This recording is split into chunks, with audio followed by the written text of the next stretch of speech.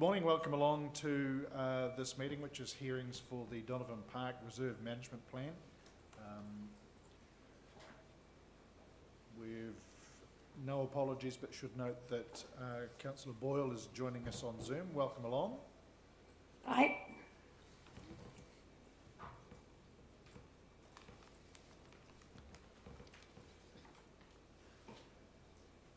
Just a couple of notes.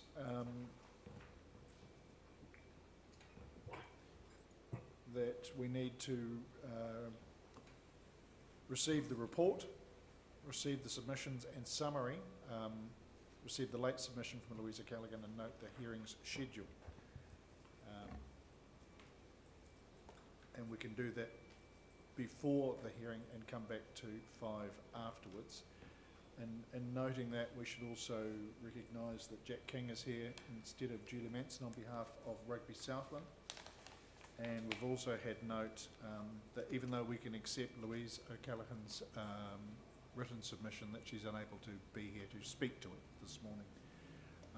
But the recommendation is that we receive the late submission. So would somebody like to move those four? Leslie Rea, thank you. Any discussion? I'll put that all in favour. Aye. Carried, thank you. So on to the submissions themselves. Normally we say we've got 10 minutes, but we're not flat out, so we're not going to run a clock. But welcome along. Jack, if you want to come and take a seat up in the Graham Norton chair. Now these are new ones, they're very safe. Welcome along. Thank you. Thank you to Rugby Southland for your submission. And it's an opportunity for you to speak to it and highlight what you believe on behalf of Rugby Southland are the significant points. Thank you very much. As you've noted, I'm not Julie Manson, I'm Jack King from Rugby Southland, so my background has been with the union since 2018 in the commercial arm and marketing arm of the business, however, work in conjunction with community rugby on a day-to-day basis as well. So, as Rugby Southland have stated in our submission that Julie's put together, we would like to speak to specifically the sporting recreation side of the proposed at Donovan Park, which is currently the Waikiwi Rugby Grounds. With rugby in the direction that rugby is going on a New Zealand-wide trend, is that sporting hubs, community hubs are becoming more and more vital for the future of sport.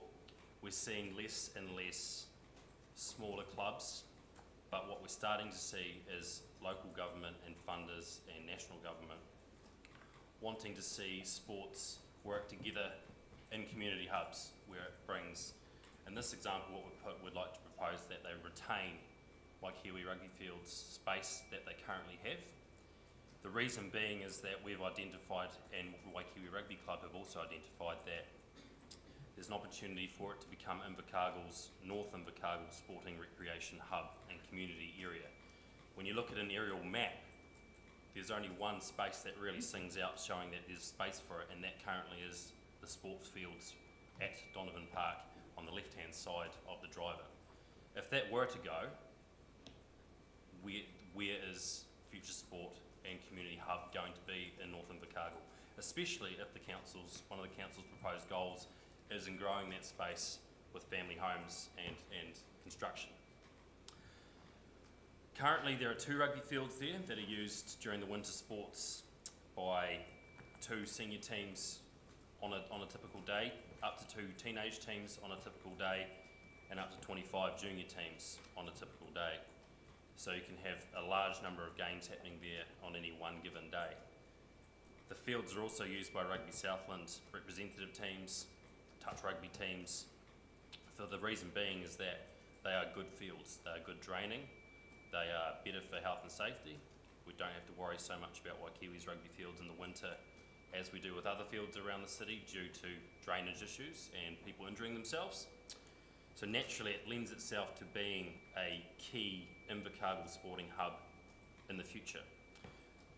As you'll see in the submission, Waikiwi Rugby Club do have a working group that they're currently putting big picture ideas together, and they're willing to work with Rugby Southland on those ideas, one of which is extending to 3 fields in the near future from 2, and in the long term there's space for up to 6 rugby fields in that space.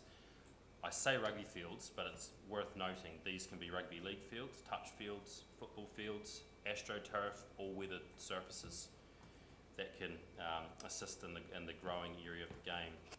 We also currently use these fields for girls-only rugby nights that we've introduced, because it is the largest growing part of our game at the moment, which is growing 20% year on year. It's grown almost 70% in the last 5 years, women's rugby, so that's girls and women. So we've identified Waikiwi as being a potential hub for Rugby Southland to utilise, because as you all know, currently in the city, Rugby Southland don't have rugby fields other than out at Areti Park, which is a whole other area that we're working with council on what the future of that looks like.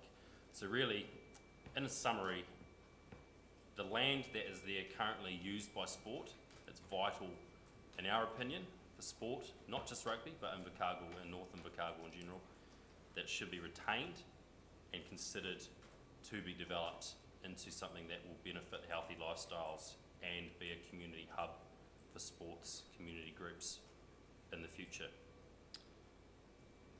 Thank you. Thanks, Jack. So can I just clarify something you spoke about in increasing the number of playing fields for whatever sport to 3? Would that require utilising the space where there's currently the chip and putt and driving area? Yes, or currently shifting fields. If you look on, there's to the left of where the current fields are, you could go quite close to where the houses are, towards that end. However, yes, we probably would, well, Waikiwi Rugby Club Council would need to work with golf to make sure that there is suitable use times so that we're not encroaching on each other's space. Does that involve realignment of the lighting system, outdoor lighting system? Yes, so what's been identified is that currently the lighting that is there is for training, but it's not fit for match. So we can't play night games currently with the lighting that's there. Part of the long term would be lighting, not all fields, but some fields to ensure nighttime rugby, which I should add is becoming a more and more favourable sport given people's busy lifestyles.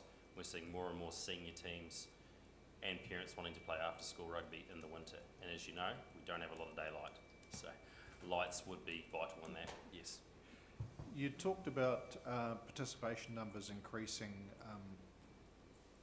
heavily in women's rugby. What about participation overall, particularly in amongst junior grades? How are those numbers? So junior is holding its own very steadily. Senior rugby is always changing. However, the trend we're seeing at the moment is there's a real spike coming through the under 16 age group, and we expect to see them coming through and see a spike in senior rugby. Although Southland rugby over the last 3 or 4 years has seen steady growth, and overall some areas are holding their own, but it's not what some areas of the country would say is a stagnating sport. In Southland in particular, it is having a bit of a resurgence, which is seen overall in the union from our high performance right through to young kids and young girls playing. In the submission from Rugby Southland, it talks about community participation extending to schools and Yes. rattles off a list of them. Do you know if either the Waikiwi Rugby Club or Southland Rugby Union have had talks with those schools just broadly around use of that space? At this point, the working group do have relationships with James Hargis College, who use the fields for some of their teams to play, especially when the Hargis fields themselves aren't up to a standard to play on. They have identified, and I'm sure I'm going to meet with them in the next, following this meeting, to see where they're at, but they are open to working with the local schools around there and getting them into the facility in the future. Thank you. Councillors, any other questions? Covered it well. You covered mine. Trish? Good morning. Can you tell me where Rugby Park itself fits into this equation? I can't see why you can't use that for night games. Rugby Park is used for night games, so this year we're looking to have more night games than we've ever had on Rugby Park. At the moment we're looking at having as many as sort of 15 bookings, which is really, really good. However, it's not, it's one field. It's one field. We can only run one game at a time. So we need to have a facility that can run multiple games at one time with multiple fields that are lit in terms of the facility. So Rugby Park, yes, is great and it is really good, but for the future of the hub in North Invercargill, the hub side of things probably what we're more pushing. Night rugby is one part of it, but the big picture we're pushing is the importance of that recreational hub in North Invercargill. Further question, please. Absolutely. We, you know, as a council, we want to maximise the best use of the money that we put out there, and obviously we are investing or looking to invest in Rugby Park. Can you see that you could use that more during the day as well? I mean, I'm not saying everything there, but I would like to see how you could maximise the use of that. 15 times a week, is it 15 times a week? Is it on a regular basis No. during the season, or what? The 15 times is referring to the night games we've got booked currently at this point in time. So we make bookings through the City Council for them to approve our use of the facility. So at the moment we have night games booked mainly on Friday nights, especially on those long weekends where we can't have them playing. So really the night games we put on Rugby Park, the reason is because we don't have enough clubs around Southland or hubs such as this that have lights or fields that we can play on. So by having this, it would just add to what we can deliver in terms of nighttime rugby in Invercargill.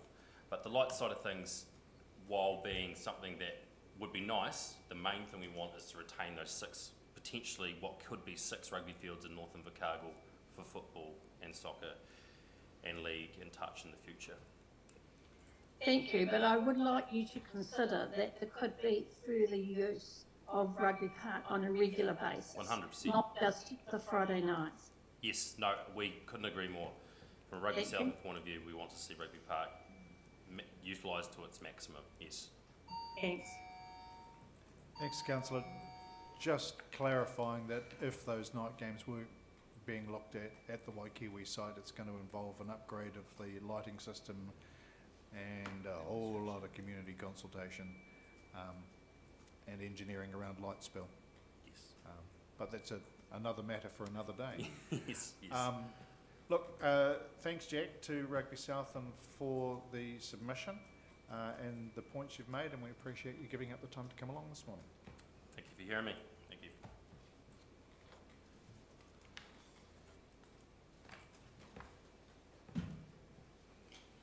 Mr. Pagan, welcome along. Please take a seat. No stranger to council and its processes, so I don't think I really need to explain anything to you at this point. Yes, Would Mr. Chair. note your interest and participation in all the consultation up till this point, and thank you very much for that. Well, thank you, Mr. Chair and councillors, representatives and staff for the opportunity to come along here and speak very briefly. I won't be saying too much. The submission I put is obviously on behalf of myself as now a resident in the area and a regular user. That would be an hour ago, was the last time I was there, but normally at least once a day. You've received my written submission and basically the consultation on the Donovan Park master plan, followed by the draft management plan, as well as the political suggestions that part of the area could be removed from recreation, from the reserve and sold to pay for rates reduction and museum costs, has to some extent confused the issue at hand. The provision of the management plan for the existing area of Donovan Park is really what this is all about, and the other issues, while they've helped build up what's required for the management plan, and the other hand, suggestions of selling is only mentioned briefly at the bottom of the management plan as something might happen in the future. And so generally the public that I've spoken to have been a wee bit confused about the issue. I'm only saying here that the management plan, I feel, goes a long way to looking for the needs of the area for the future. It's been well thought through. It hasn't rushed in and said we're going to develop everything now. And I look back, and I can't remember when it was, but shortly after it was purchased, Lincoln College, before it was a university, Lincoln College done a development plan for Donovan Park. And it was a reproduction of Queen's Park, Rose Gardens, you know, everything that you had there. Because at the time, there was going to be a bypass motorway that was going to come around. Invercargill was just going for gold at the time. This hasn't happened, but very shortly afterwards, that plan was set aside, which was very good. But you have to think of the future, and you must have to have some dreams, maybe what you'd like to see happen, but don't set them in concrete until the next generation comes along and has a say in what the need is at that stage. We don't really know what the need will be in 50 years' time. We might be guessing at this stage, but so I think what's been put together, the short term, the development, the wetlands, and those sorts of things are the sorts of things that we should be dealing with. And it's very hard to put a time frame on that because it depends on ratepayers or someone having money to be able to do that. And I don't think we should be, what's there at present is getting used and getting used more and could be used even more for a wee bit of embellishment and the opening of a few gates and a few things like that without any cost at all. And I don't think we should be putting a burden onto the ratepayers right at present, but we should leave that gate partly open so that it can happen in the future. Invercargill is slowly expanding and the need for recreational areas will increase in time. Most sections now are getting developed with very small gardens, very small areas, and people are more and more walking out the gate on a daily basis and using their neighbourhood parks and even ones further afield. If we look into the future and consider global warming, sea rise, all these sorts of things, large parts of our reserve areas might disappear in time. What's going to happen to Sandy Point? It's a big sand spit and a couple of high tides will take away 50% of that. We need to ensure that what we've got is retained for the future.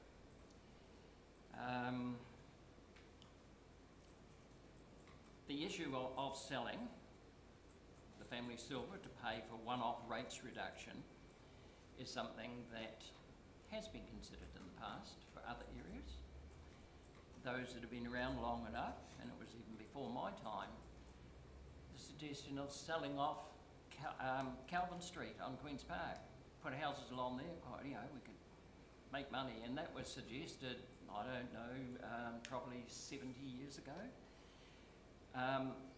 So these one-off bit of cash in the pocket suggestions will come and go, but I please ask councillors to think seriously about those generations of the future. Once you get rid of the land, it would be very difficult, if not impossible, to get it back again.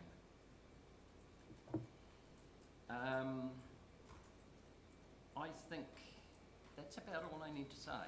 I will be looking closely and obviously putting submissions if the revocation of the reserve land does become an issue in the future. But I know it's not part of this management plan, but it is stated at the bottom of the management plan that those possibilities, so I had to put my stake in the ground at this stage. I'm not intending to go and chain myself to any trees in Donovan Park right at present, but on a warm day, it might happen. Thank you. Thanks, Robin. I think those warm days have certainly passed today. Thank you for your submission. In your experience, both when in charge of parks and also now as a regular user, of Donovan Park, as you say, on a daily basis. What are your observations around usage? Has it increased? Yes, yeah. Because I take my dog out, I tend to, I suppose, end up by stopping and talking to other dogs, and then their owners as well sometimes, but especially the dogs. There are more and more people in the park, but there's also families going through, cycling through the area, up the western boundary, through the road that exists there at present. We kids, the other day there was one which I had to stop and say to the parent, well, this kid must have been only, I don't know, 3 or 4, and it was on a pedal bike, and it was going faster than I could walk. And yeah, they are out there, they feel safe in the area, so they're using the area. Also, we're getting a lot more people running. I must admit that one of the hot days, I did suggest the guy who's maybe a wee bit old to be doing such physical training, and maybe he should slow down a wee bit. But there is heaps of people going through the area. There's people going through on a daily basis that stop and at the pond and feed those introduced pests and mallard ducks I'm referring to, and bring their clients along with them from the homes, from the various institutions that look after people and so on. That's on a really regular basis. It is getting used a lot, yes. Thanks, Robin. Councillors, any questions? No, well summed up, and we appreciate your participation through and expect that we may be hearing from you again if we have to go out and consult on the other point. But thanks for the way that you recognise that as well, and in signalling that it's not particularly the principal reason for the management plan, but that it is noted in there, and so that's useful and appreciated. Thanks, Robin. Thank you. Mr. McLaughlin, welcome along.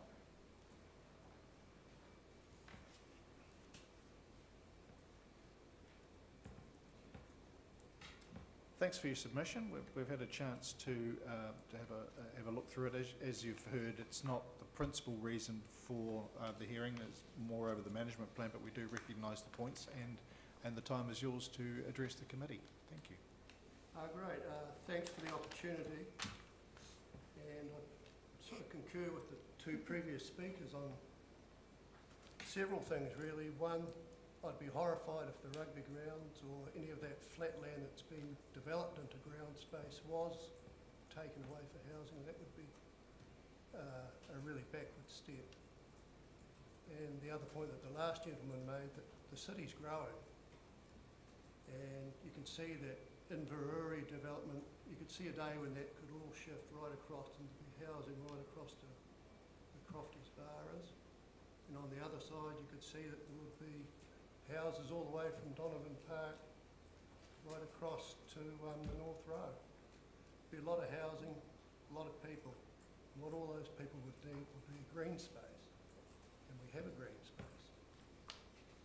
And as time went by and you had more ratepayers, well, you'd have an opportunity to get more rates and develop it slowly, just bit by bit. I could see plots of native bush being planted out, like's happened at Thompson's Bush, where we've filled in the inner part. And yeah, those sorts of things could be developed. A wetland and all that sort of thing. But initially I thought it would be a good idea to carve a chunk off and flow it off for housing. You know, it's not being utilised and all that sort of thing.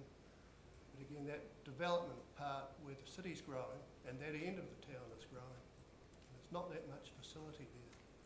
I think it would be prudent to hang on to it, frankly.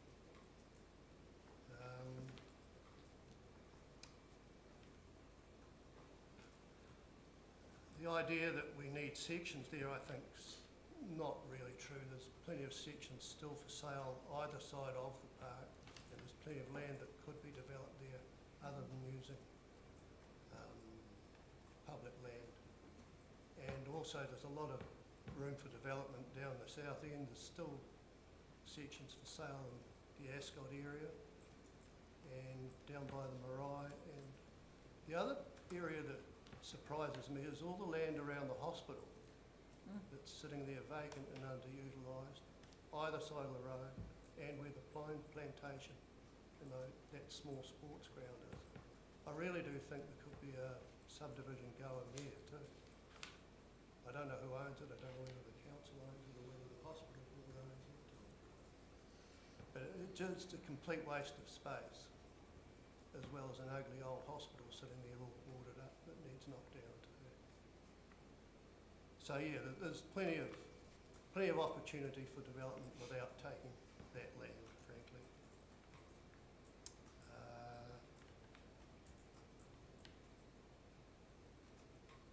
In the meantime, I don't think it's being managed particularly well, having been a farm worker and that sort of thing.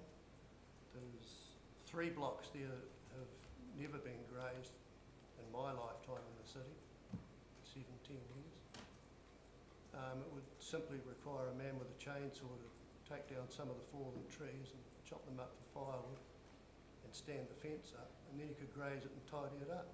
Wouldn't be a problem at all. But long term, I would like to see those wet areas on that western side. I think they should be planted out in the native bush. And you should have tracks that are linking through to Anderson Park, so that we've got them all linked together. Queen's Park, Thompson's Bush, Donovan Park, and through to Anderson Park. Because I walk our dog through there regularly between the 2 parks, and a lot of other people do too. And I think loop tracks round and into the other part that's not developed at all is where the future is eventually. The other part that I think would be a goer would be on the Bainfield Road part that faces Donovan Park. I think where the rugby ground is, there's a space there I think should be developed for a north end swimming pool where you would have lane swimming and people could pay for the use of the pool, and you'd have photovoltaic plates driving the electricity for the pool. Because at the moment, our pool down at the south end is pretty full and it's quite hard to get space. And with the growth that's going on in that north end and all the schools down there, I think it would be an asset to have a swimming pool there. I know that's more cost, but that's just something for the future. The other part that I was thinking that you could tie in with that if you had found a developer would be, if anyone's been to the Methven hot pools up there. I think hot pools connected to a swimming pool would be a fantastic thing for the city. Invercargill in winter in a hot pool sounds pretty good to me. But that's just floating a lunatic idea. Beyond that, I'd just like to reinforce that green spaces are really important for cities. It's sort of 101 from high school geography. And you've got to link those green spaces into the communities that are growing. And like I say, we've got growth either side. We need to keep that green space and develop it. So that's about all I've got to say. Thank you, Mr. McLaughlin. Councillors, any questions? No, I think you've encapsulated and expanded on what's in your submission quite nicely and given us some additional food for thought and suggestions for other parts of town as well, which has been most useful. Thank you very much for taking the time to submit. Thanks for the opportunity. I've come along and had a look and see how it all works, so that's good. Thank you. Thank you. Marcus, welcome along.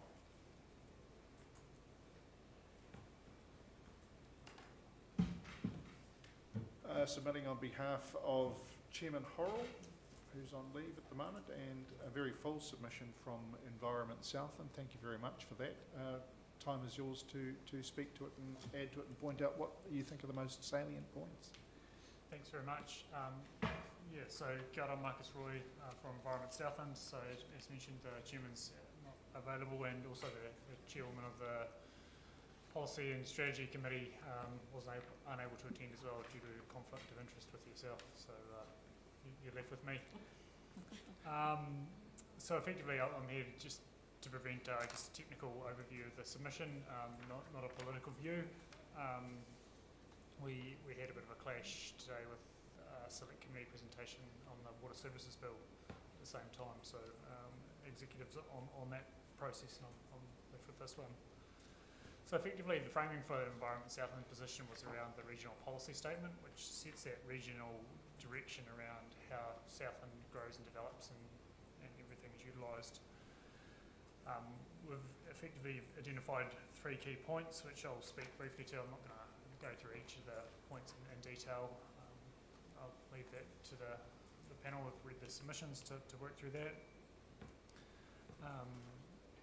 Primarily, the first point is around protecting and enhancing ecological resilience. So effectively, the biodiversity chapter is a pretty key chapter of the Southland Regional Policy Statement. It sets out around maintaining, protecting and enhancing Indigenous ecosystems. And Environment Southland supports the guiding principles outlined in the management plan, particularly around the waterways and Indigenous biodiversity. I think the park is located in a strategic location between Thompson's Bush and Anderson's Park and represents an opportunity to establish another ecosystem and create the opportunities for Indigenous biodiversity, flora and fauna to establish and thrive, and birds and insects will be able to hop from park to park and disperse seeds and support existing resident populations.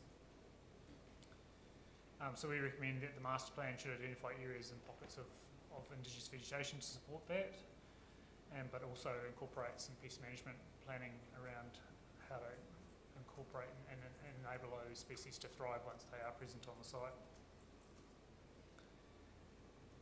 And the last point in that context was around enabling, or Environment Southland utilises a lot of the Indigenous species coming from the plants and nurseries on that site, so it definitely supports the work that we do around enhancement of Indigenous biodiversity.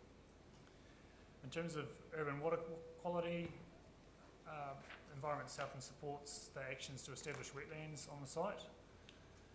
This is one of the core priorities for Environment Southland is trying to improve water quality and enhance the wetlands throughout the region, and having wetlands within an urban context would be beneficial. And Environment Southland also offers in-house expertise to help support any establishment of those wetlands through that process. And we've provided a link and a guide around wetlands, and instead of just establishing more duck ponds, ducks in large concentrations do have a negative impact on water quality with E. coli, whereas Environment Southland suggests having more shallow wetlands and even just wet areas with abundance of Indigenous species to help create, absorb those nutrients and improve the water quality as well.